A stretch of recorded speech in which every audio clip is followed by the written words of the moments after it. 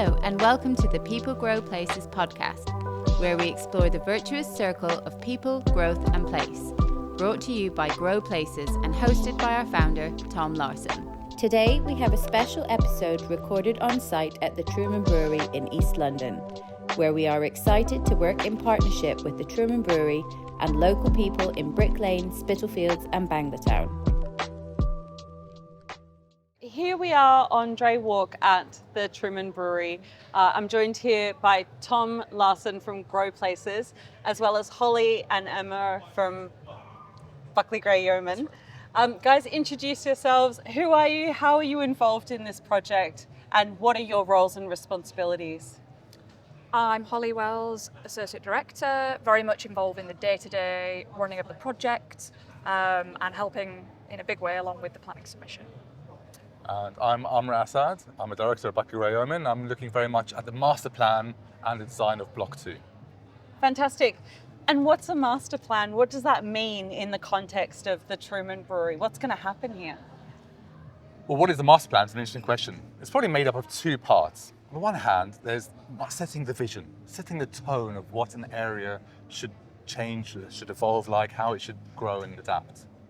There's the other part, which is about the mechanics of Masterplan, of finding frameworks and ways in which the design can work to allow for the specific technical logistics and other side of things to adapt. So a Masterplan really does deal with two sides. And that's across the whole site for the redevelopment of the Truman Brewery with Grow Places, is that right? Yeah, so the Masterplan is actually made up of a core site, which is bound by Brick Lane, Spital Street, Buxton Street and Woodseer Street.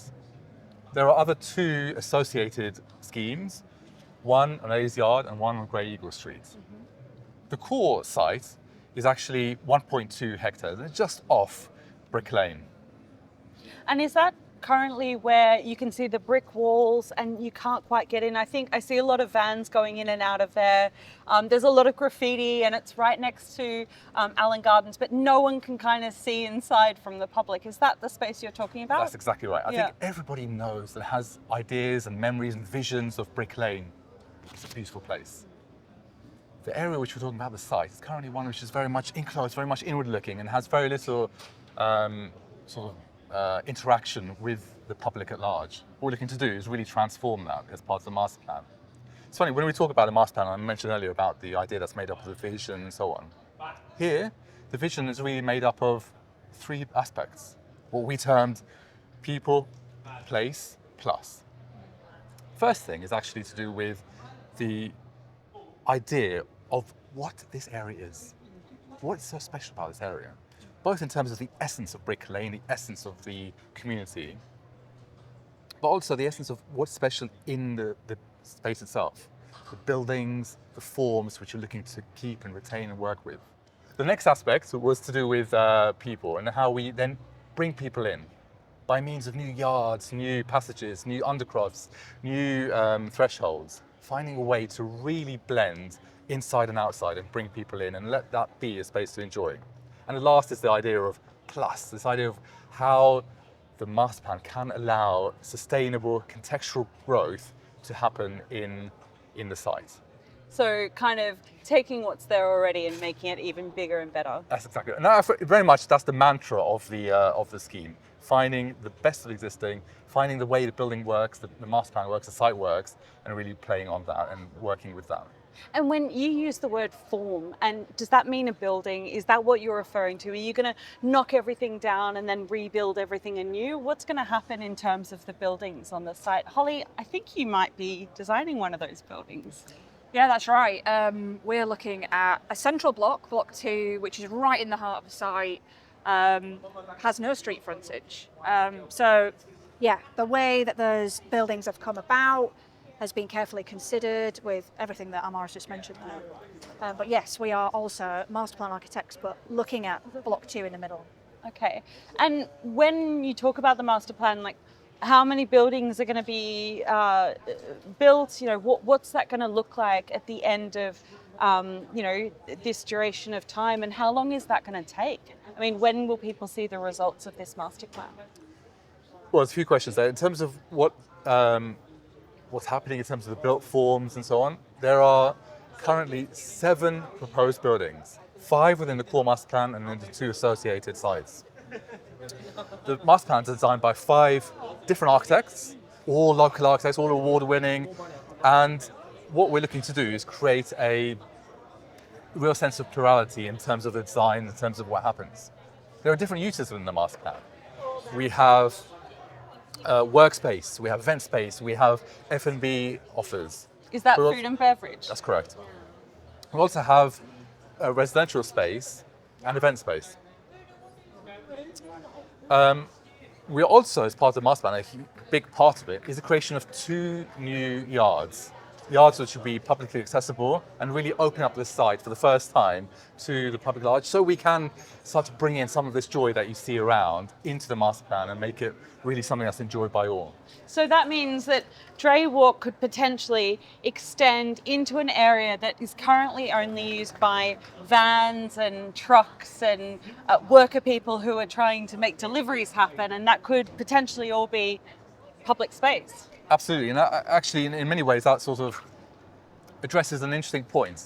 As we walk through what is Dray Walk into what would soon be termed New Dray Walk, the master plan builds on a previous planning application and a previous planning approval that we got in 2021, which changes what is a car park into something which very much harkens back to what's happening on the Truman Brewery estate and brings some of that life and energy into the space.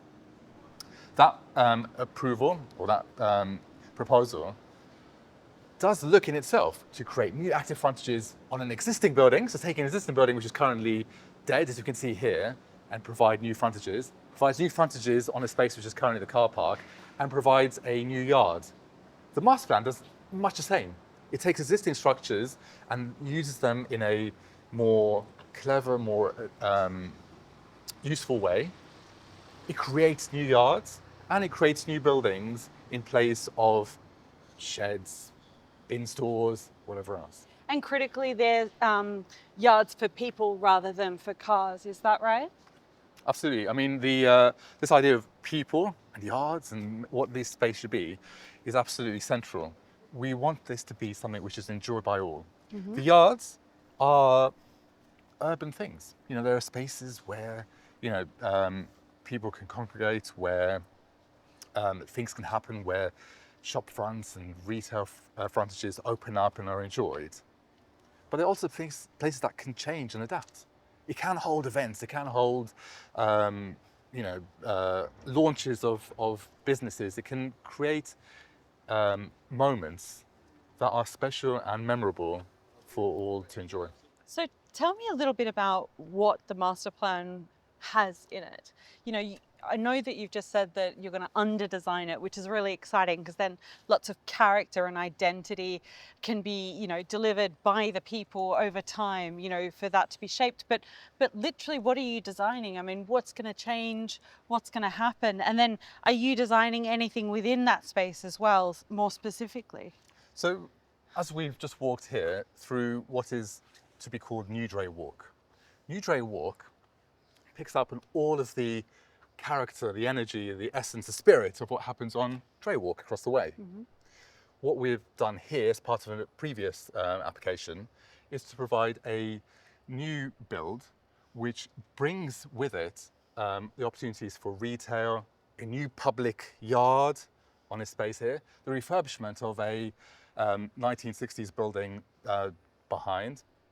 And actually what it does is it keeps pieces, keeps a lot of the joy of the surrounding and the context, but looks to open it up. Change it from what is currently a car park with a bounding wall into something which is much more open, much more inclusive, and actually really encourages there to be more joy in the space, but in a way which is not designed. It's not, we're not suggesting that this is going to be removed, the space is going to be too cleaned up. We don't want that at all. We want there to be the rough and ready. We want there to be the ramp that remains, the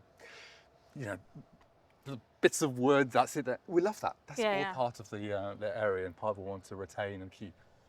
Yeah. So these were some of the process and the moves that Truman and Buckley Gray had gone through as part of the Woodser Street consent. And the work that we've been doing with Amr and Holly, the team, and the wider team, is to think about, well, how can the existing neighbourhood, but also then this new piece which is already consented, how do we then add the next pieces to that in a way that feels really natural, so that once these developments come forward, actually you should be able to flow through these spaces and not necessarily feel that the master plan starts here, or that the old brewery ends there. It should feel much more integrated, much more natural than that, and I think that will be the success. And that's also something that obviously a lot of people would be really interested in. It's such a key site in this neighbourhood. What is the future of this part of the Truman Brewery? How does this become open? How can this become more public, more accessible, enjoyed by more people? They're some of the things that we're trying to kind of grapple with and positively address really through this project. But this is very much distinct from the Woodseer Street, isn't it? That scheme. This one in 2024. Yeah, the one that's coming forward now. Yes, it's a separate project. It's a separate application.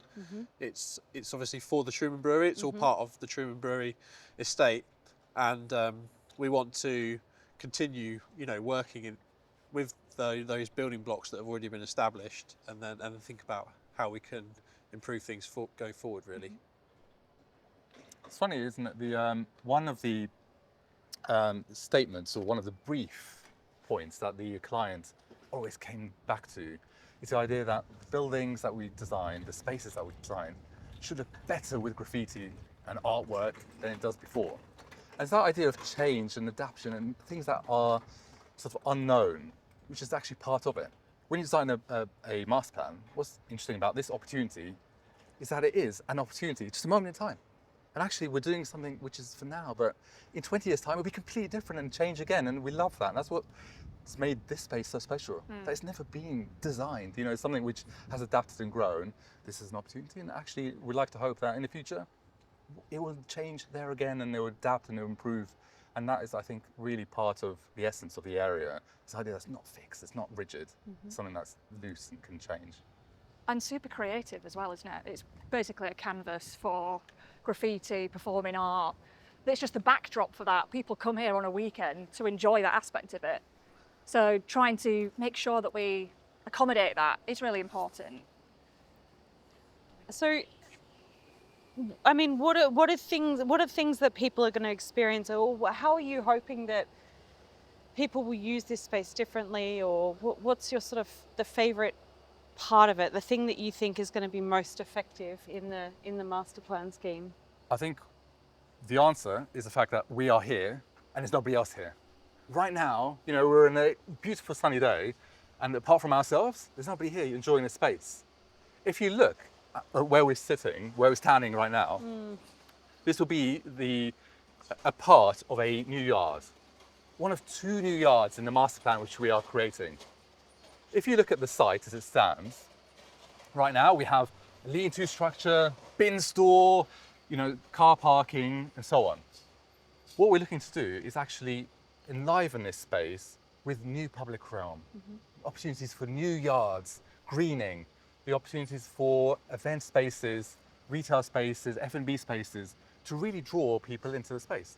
As I mentioned earlier, when we spoke to our friends and locals when we started the scheme, everyone could tell you stories and memories about things that happened to them in and around the area, about Brick Lane and everything that's special there. But nobody could tell you a single story about what they did here.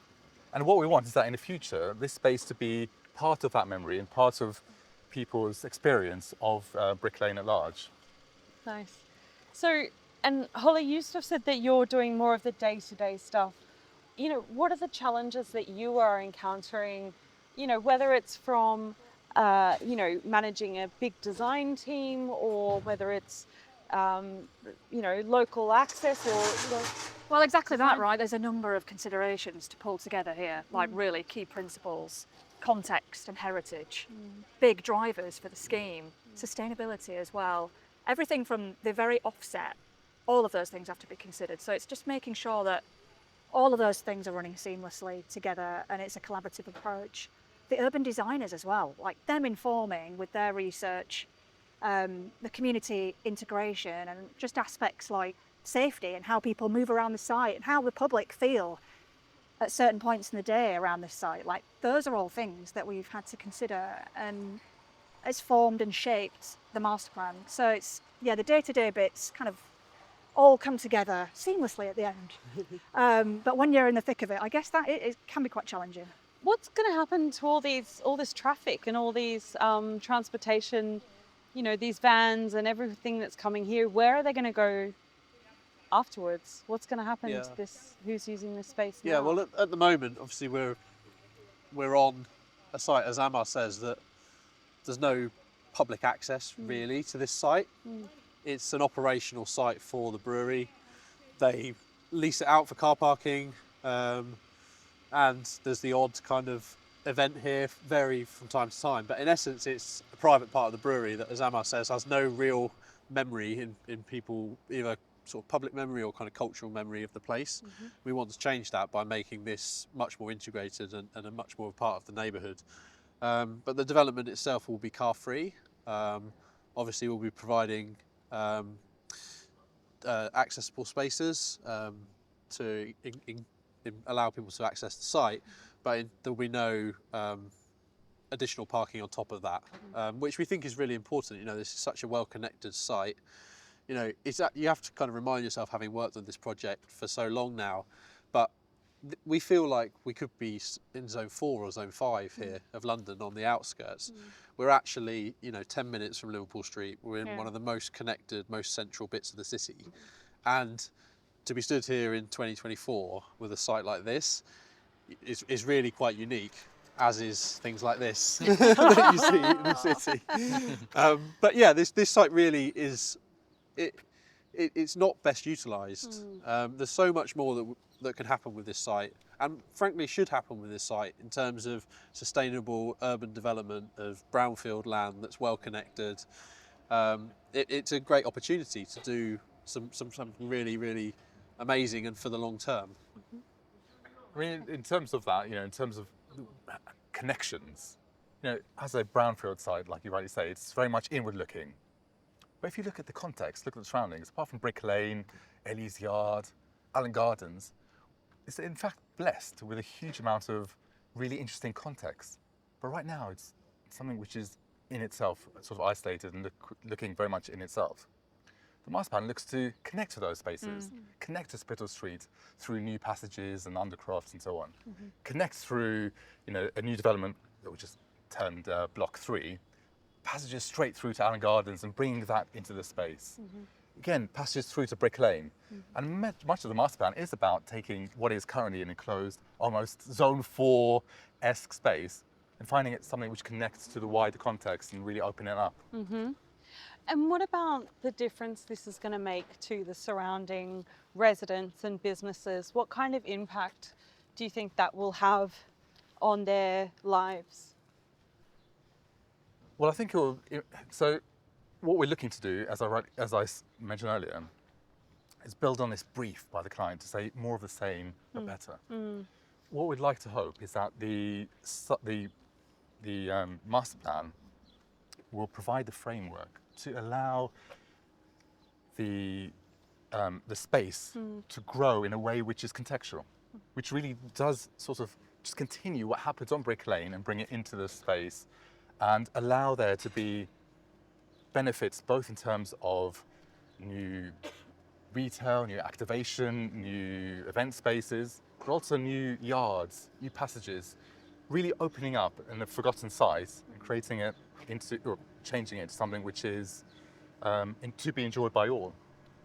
Yeah, and absolutely that in terms of the spatial side of things, but then in terms of the brief, you know, we want this to be a vibrant mixed use project and addition to this location, and to bring the vibrancy and diversity that comes with that, different mix of uses, different activity at different times of the day. So that includes new housing, which includes new affordable housing and new housing for families. That includes new workspace, which includes creative workspace and affordable workspace let out on different lease terms and different financial profiles as well. as Amr and Holly have touched on, then it includes a really vibrant and active kind of ground floor layer, which includes retail shops, it includes places to eat, but also community spaces, places to just come and be, as opposed to come and be doing. And so we think that's really kind of important part of the mix as well. And then we set the framework for some of those things, both in terms of the brief from the client all the way down, and we set the kind of physical frameworks for those things. But then over time, it's then how do those things operate? What are the people actually going to do to enliven these physical buildings like we're seeing all around us? So, Holly, I'm going to come to you now. Yeah. You are doing some building designs as well as the master plan. That's right. Talk me through that. What are you delivering? So along with the master plan design, we're looking at block 2, which is going to be in this site here, adjacent to the listed building, and yeah, basically taking over what is backyard market at the moment and integrating that. So looking at public use at ground floor, which will be market essentially. So looking to work with what is ingrained in the site already.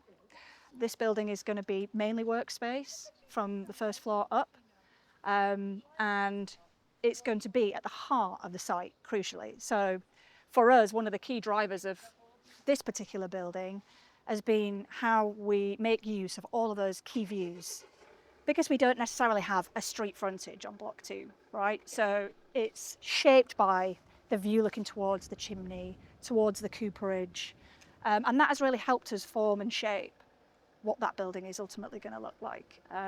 But yeah, it's got its neighbours to respond to as well. So it's the one building that's had to push and pull a little bit, because it's right in the heart of the site. And talk me through the basics. How tall is it going to be? What's it going to be like on the ground floor, and what materials are you making it out of? I mean, let's start with materials. So we've had big discussions about circular economy and how we can make use of some of the materials that we find on the site. So there's been a real research-led project into everything that you see around you here, very ad hoc nature of these industrial buildings. So what can we reuse as a starting point for some of the cladding? Obviously a predominant material around here is brick, industrial buildings. So that's led us to what the overall aesthetic has been, which is quite a modern warehouse, is probably how I would describe it. In terms of its height, it's one of the higher blocks on the site. So can't remember off the top of my head exactly how many metres tall this is, but it's about 8 stories. And the ground floor considerably higher than that, because it's got a use that's going to be public, it's going to be market space. So that does desire a slightly higher floor to ceiling height. What kind of market space will be inside? So we're looking at a continuation of what's already there, but maybe artisan-led, definitely an arts-focused market space. Fantastic. And then, so you recycled brick potentially? Yeah, that's definitely something that we are looking at, and mainly to do with the metal products that we're going to be using. Whether we can refurbish some of the galvanised steel that we find around the site, can that be used for some of the plant areas or some of the ground floor areas? We don't want this to be too polished, right? Look at where we are. It has to integrate into this site. So it's finding an appropriate place for those things, and it feels like the right building to do that with. Fantastic. And what about the kind of green and sustainability credentials of the building? I mean, we love a redevelopment, but we do know that it uses resources from the planet that we have, and as finite resources. What kind of thought is going into making the building as green as possible? I mean, that process just starts naturally from the beginning now, right? It's not an afterthought, it's just integrated. So it's a fully naturally ventilated building, as they all across the site, they all are. But even down to the type of structure that we're using, monitoring the amount of concrete that we're using in terms of the frame, superstructure of the building, all of that is measured and considered. So yeah, that is kind of a starting point really now for us, the sustainability measures and definitely the circular economy piece as well. Fantastic. And what about the integration to the master plan more holistically? Does this building, speak to the master plan in a particular way that perhaps the other architects' buildings might not? Just because it's the same designers, surely there's a certain style of delivery or? Well, as Holly says, Block 2 is located at the heart of the master plan. So it has a relationship with all of the buildings. It has a relationship with the 2 yards. It's really an important sort of backdrop in many ways to the way the other architects have designed their own buildings. In terms of the relationship to them, it's almost as much about, as Holly said, creating these views, creating opportunities where the paths through the building and around the building lead to almost an improved experience when you do arrive at the yards or when you do arrive at the context and so on. This building doesn't have, as Holly mentions, street frontage. So you almost have to find it through Brick Lane. That's part of the joy. It's something which sort of sets it apart from many other buildings that you find. So yeah, it's very much about being part of the master plan and central to that. Yeah, and it doesn't front Allen Gardens, for example. It hasn't got a facade like that that's viewed from 10 metres back.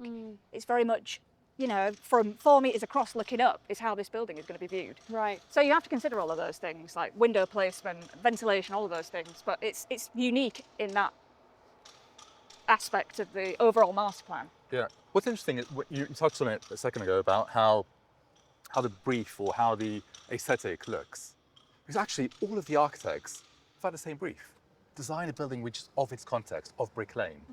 And what's interesting is that there's been a lot of opportunity for people for each of the architects to interpret that brief in their own way.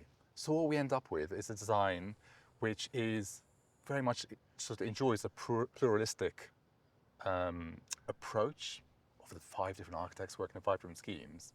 Each of them has started with the same brief, but the way they've interpreted that, the way they've responded to their own context, has provided a richness in the results. And we think that's really part of it. Block 2, if you look at it, it's an extremely tough building. It's a very sort of, you know, muscular thing, and it really does play up on the industrial nature of the neighbouring buildings and, you know, the sort of industrial nature of this estate at large.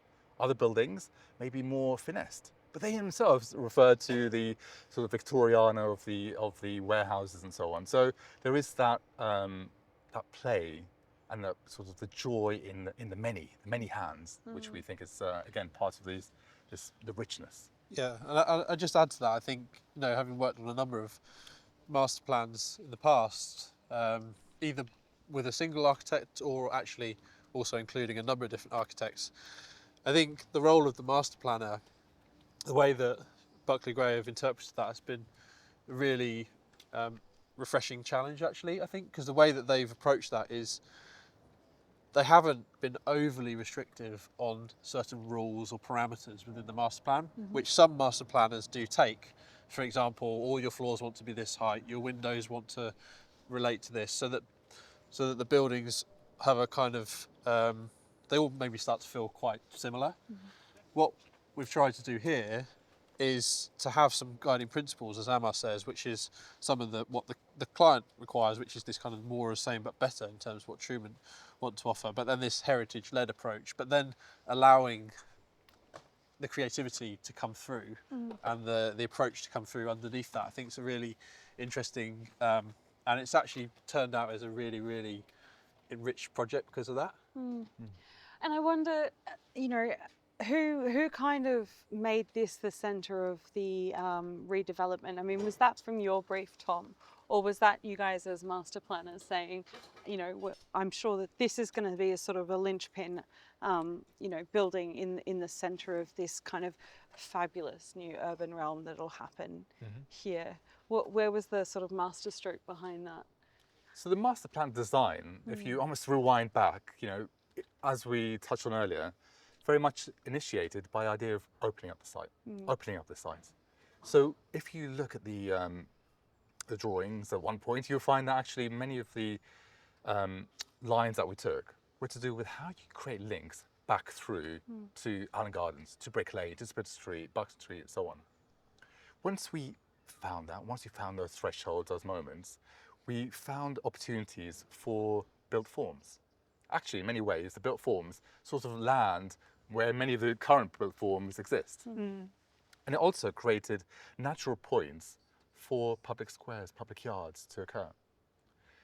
We also noticed in the master plan, or sort of were aware of, the fact that there are great buildings or great structures in the master plan as it stands. Block H is a really handsome building, as you can see here in the master plan. The boiler house, the cooperage, and around those created natural moments for the yards, for the public spaces to sit. So once we combined the framework, this idea of the routes and the passages, alongside the sort of requirement or the hope of really sort of making the best of the existing structures, we found natural, almost a natural figure ground around which the new builds could sit. Block 2, as I mentioned earlier, sort of is in place of an existing shed. But what it does is it itself looks onto these yards, these passages, and itself it's almost totemic in the way all of those ideas come together. The ideas of re-enlivening an existing use in the market, the idea of bringing people through from Brick Lane, the idea of how the master plan should speak with the yards and how it should open up to the wider context. So yeah, it's a small piece, but it kind of does speak about the wider idea. Yeah. So we're outside the Truman Brewery walls now. We're in Allen Gardens, and I mean, what effect is the master plan going to have on the neighbours and the public outside of the Truman Brewery? How does it affect there? It's interesting that you say outside. I think that's a really important word, because right now there is this idea of outside and inside, and much of the master plan looks to blend those things together. We are blessed in many ways with having a really great number of local amenities, great streets, great passages, which the master plan looks to integrate within the developments that we're proposing here. If we look at Buxton Street, where we're standing, obviously there's Allen Gardens. There is a very narrow street that runs along the perimeter. As part of the proposals, what we're looking to do is create new thresholds, new entry points into the master plan that really brings lots of the gardens into the master plan, but also brings some of the urbanity back into the space here. We're looking, as part of the proposals, to create a widened streetscape, a widened pavement that makes this area a lot more hospitable. So when these vans go past, you're able to walk past and still enjoy the spaces. We're also looking to provide activity and natural surveillance onto the park and allow the park to become something which can be, again, sort of benefiting from the activity that we're looking to provide here. So this idea of inside-outside, we think is really important. Actually, hopefully, it will not necessarily feel that way in the future. It'll be something which is much more of a space. And there will be a building here, won't there? Yes. So tell me about that from a master planning perspective. What does that do? So this is termed Block 3. It's designed by Morrison Company. It's a wonderful building. It's 8 stories in height, and it's comprised of active ground floor frontage with retail, event space, cinema, and above we're looking for new workspace. So in many ways it sort of replicates what happens along the master plan at large, where that mix of active uses and the workspace really work together. The block is itself divided into 2 pieces. That divide is announced by a new route that runs through the 2 buildings. It links Allen Gardens with the new Cooperage Yard, and on the other side we're looking to create a new path that links effectively the boiler house with the new chimney yard. 2 new yards in the master plan. This building does sort of creates those routes and creates the links through the buildings. And what about does the park kind of end here, or does it still? Are you going to carry that through? I know biodiversity is a really, big sort of topic that we're trying to grapple with, and we need to introduce more bees and birds and trees and shrublands for foxes and things like that. So, what does the Truman Brewery? What are you going to do about that in terms of introducing? Introduce as much green space as we can. Look at everybody that's dwelling here now. It's a genuinely joyful place to be on a sunny day. But how we can kind of carry that through into the space and make sure it's as biodiverse as we can, with green roofs where we can get them. It's a pretty dense urban setting, but making sure we carry that through and integrate it where we can. We certainly will try and make sure that there are spaces to dwell in. Or if you're, rushing to get to nursery with your kids on a morning and this is a cut through, that it becomes like a natural meander from maybe what would have been a walk around the site to now taking you through straight through our site. And I think that's a really nice thing, that it's becoming opened up to what was quite a bounded private space. Yeah, it's really interesting when you see these things which are truly transformational in how this part of the city operates. Something that is so closed turning into something that's so open. You know, it's really going to be interesting to watch over time about how people adopt that and how people use it in their daily lives, as you're saying, because we can sort of plan for these things to a certain extent, but then, as you say, when the local mum on the school run, whatever it might be, sort of starts to use this as a route through, and it becomes part of their daily life, part of their daily routine, that's when it's going to really feel stitched into the neighbourhood, isn't it? Yeah, definitely. Yeah. How will people experience the ideas within the master plan on this eastern side of the street? So we're now walking down Spital Street. The master plan, in much the same way that we're looking to open up the master plan on Buxton Street, on Brick Lane, on Woodside Street, Spital Street again has the opportunity to become more permeable and really draw people into the site. As we're speaking, we're walking past the Cooperage, a wonderful building, but one which is again unpenetrable, sort of very much bound on the street. What we're looking to do is make this a key threshold into the master plan and something which really embraces the history, the joy, this kind of specialness of the area, and make that part of a daily experience for individuals. Mm-hmm. When you spoke earlier, you mentioned you questioned how people might use the space, how they find space. In many ways, what we want this master plan to be is one which grows and changes and isn't prescriptive about how people should use it. This is the way you come in, this is the way you must use the space, this is the way the various units in the master plan will be used. It's something which should change and grow. Mm-hmm. And it's places where one person might use in a completely different way to another person. Mm-hmm. They might find it over time and not necessarily be told in a very rigid way that this is how you must walk down this street and this is how you must enter. You should find these spaces. They should be places to get lost in a really joyful way. Not in a scary way. Not in a scary way, but in a way which hopefully, is something that becomes part of you, part of your ownership. If you find a space, that's your little discovery. It's something that you can own for that moment. And I think that is actually really important for how you engage with the space. A lot of what I think about when as we've been recording these podcasts is children and spaces for children and for teenagers. And I've come to use these city bikes that are that everyone's kind of getting quite hooked on, that go really fast and you can deposit them anywhere. And I sort of like this idea of being able to come into the Truman Brewery on a bike, park it, and your friend's waiting just there. I think a lot, are you envisaging that teenagers and young people will be using this space as well as older people with maybe a bit more income to spend, at the brewery, for example? Yeah. Well, the idea of who would use the space and how people will use the space has been part of the conversations from day one. Funny enough, we all have young children.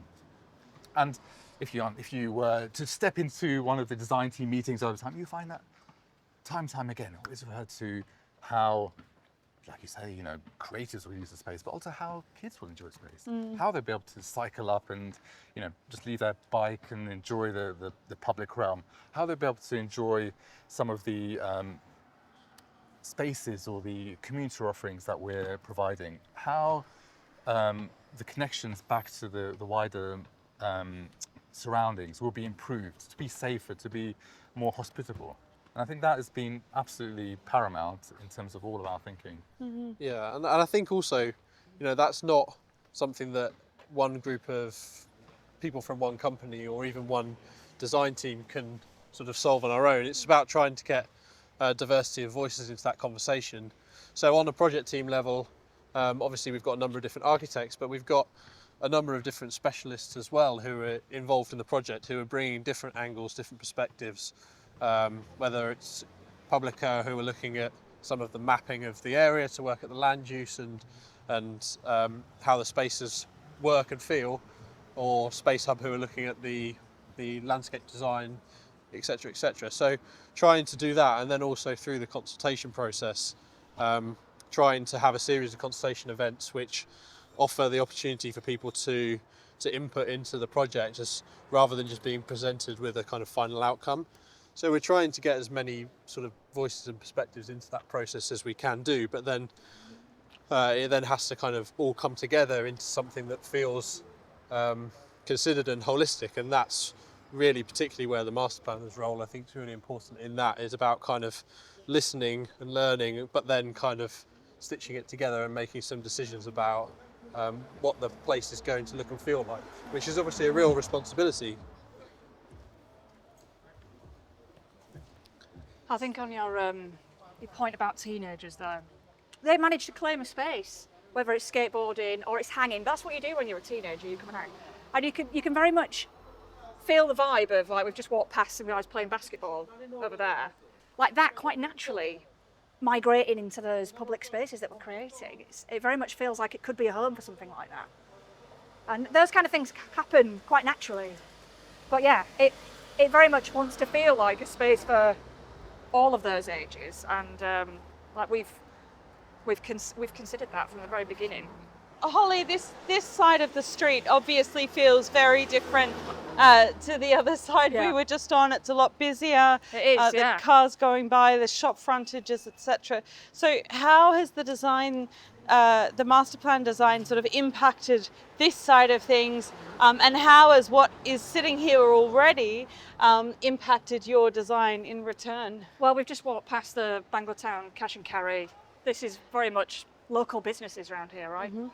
So it's how we grow on that, and how we provide spaces in the master plan to expand on that, and very much trying to integrate that side of things. It's not just about hipsters coming on a night out. It's about making sure that it's ingrained with what's already rooted here, and very much already the culture of this particular side of the site. So we're here on the corner of Brick Lane and Hanbury Street.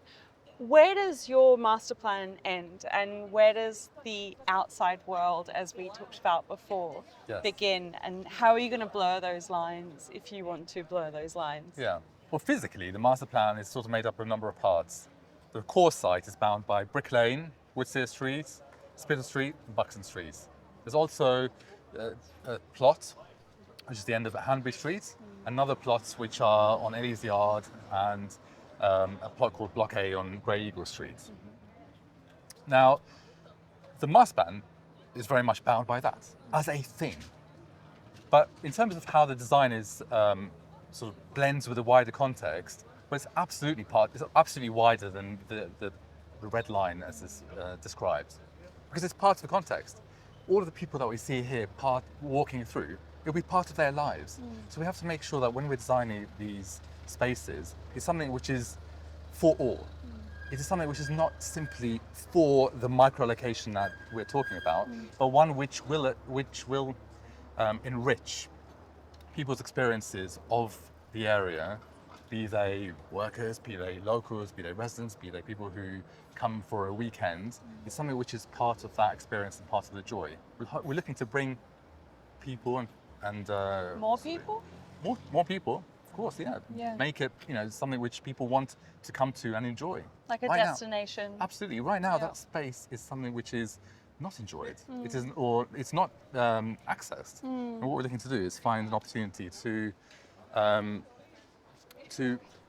make it part of what people think of when they think of Brick Lane and they think of, sort of the joys of the area. And when you use the word context, are you referring to the existing shopkeepers and the existing tourists and shoppers here? Is that who you mean when you talk about the context? Absolutely. I mean, this area is very special. What we have is a real rich of people from different areas, different backgrounds, different ages. We have a hugely creative scene. We have a wonderful Bangladeshi community and all of the sort of the joys that come with that.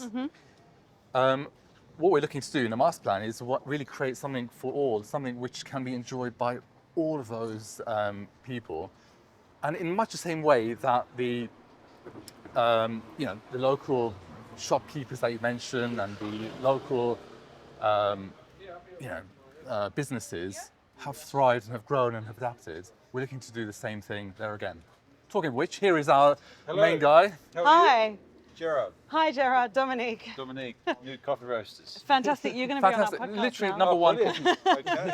the best coffee shop. As long as So it's good coffee. great local business. There he is. So, I mean, that's just a small example of perhaps of maybe have you been in correspondence with him before about what's happening here? Sorry, Jerry over there. Yes.